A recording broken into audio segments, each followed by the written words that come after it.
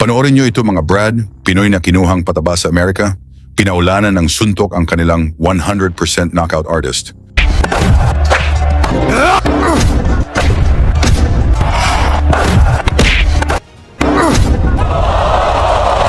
Tunay na labanan, balitang boxing, pag-uusapan. Maraming Pilipinong boksingero ang pinipiling manirahan at lumaban sa ibang bansa.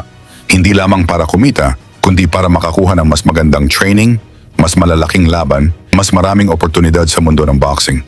Isa sa kanila ang Tubong Bangar, La Union, na ngayon ay nakabase sa Santa Maria, California. Si John Leo Dato. Bit-bit niya ang record na 16 na panalo, 1 pagkatalo at 10 knockout.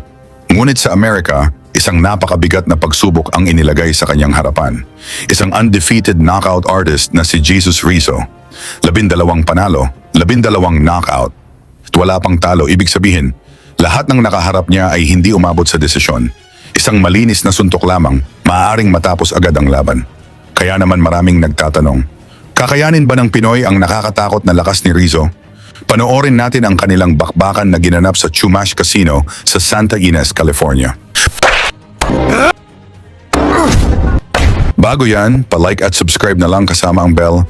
Malaking tulong yan sa aming mga content creator. Sa unang round, walang takot na sinalubong ni Dato ang undefeated na kalaban. Hindi siya naghintay, hindi rin siya nagpakita ng kaba. Agad siyang nagpakawala ng sunod-sunod na kombinasyon upang iparamdam kay Rizzo na hindi siya ordinaryong kalaban.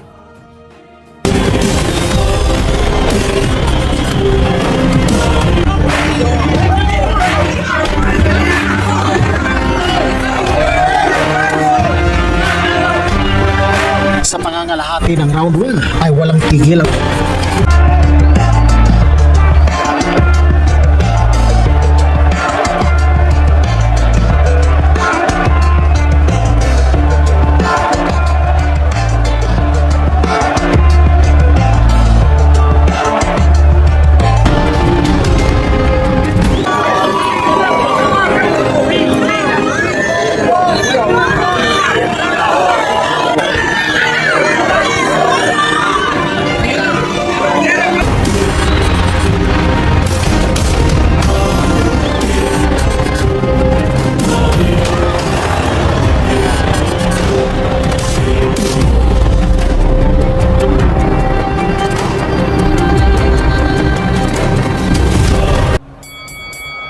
Pagsapit ng ikalawang round, lalo pang uminit ang bakbakan.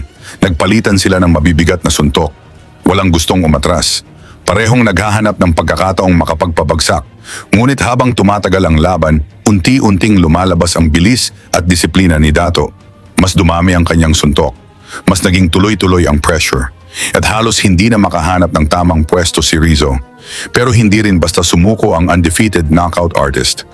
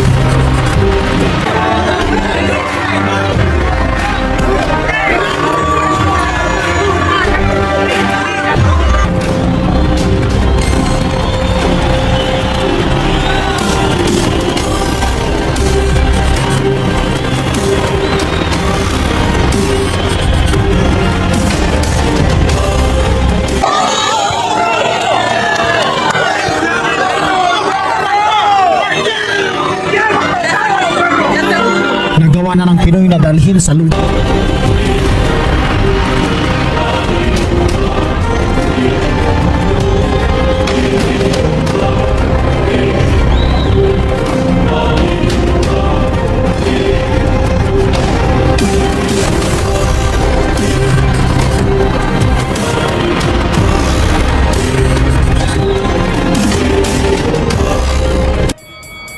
Sa kalagitnaan ng laban, para nang bagyo ang suntok ni Dato, halos hindi na makahinga si Rizzo, sunod-sunod, kaliwat kanan.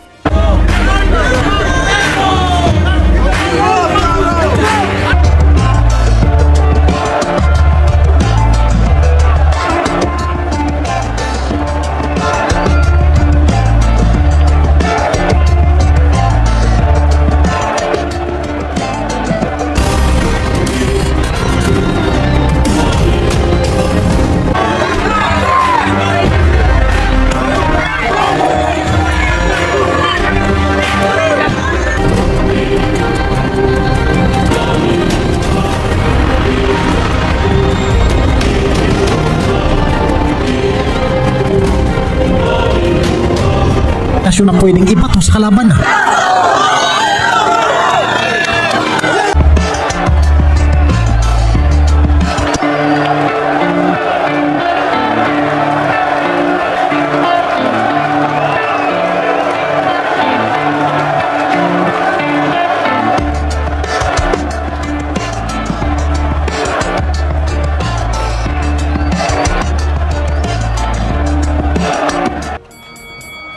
Sa kabila ng mga tinatanggap na suntok, matigas din ang panga ng Amerikano kahit ilang beses siyang tinamaan ng mga bomba ni Dato. Tuloy pa rin siya sa paghanap ng knockout punch.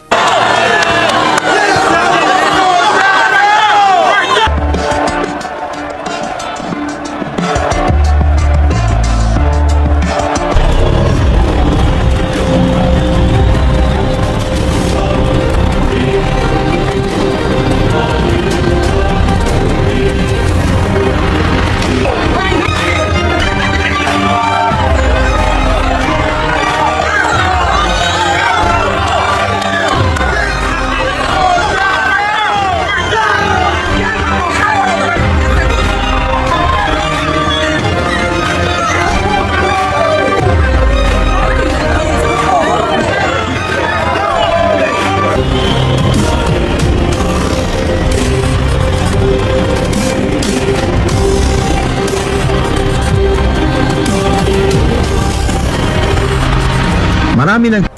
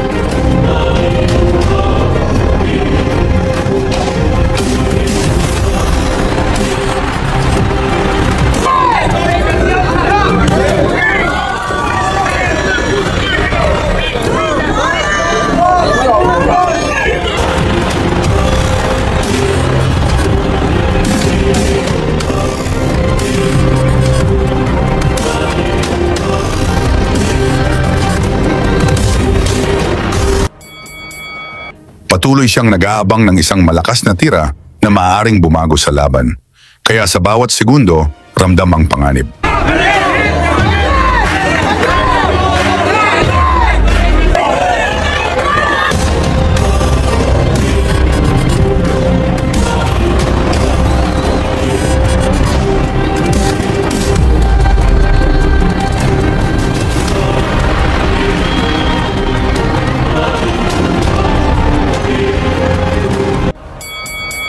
Isang pagkakamali lamang ni Dato, maaari siyang tamaan ng knockout punch. Ngunit hanggang sa huling round, nanatiling kalmado ang Pinoy. Disiplinado, matapang, at hindi nagpadaig sa nakakatakot na record ng kalaban.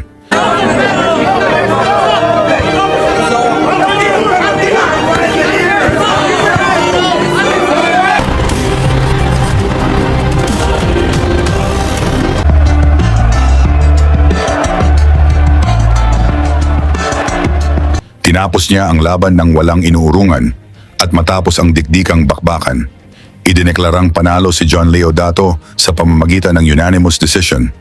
Ano ang masasabi ninyo sa ipinakitang laban ni John Leodato? Ilagay sa baba ang inyong opinyon at isama na rin ang inyong lugar para malaman natin kung hanggang saan umaabot ang suporta sa ating mga Pilipinong boksingero. Lagi niyong sundan, huwag magpapahuli. Pag-usapan ni bakbakan, balita niya at laban. Mga Pinoy na di nagpapagapi. Salamat sa mga suporta na lagi nandyan.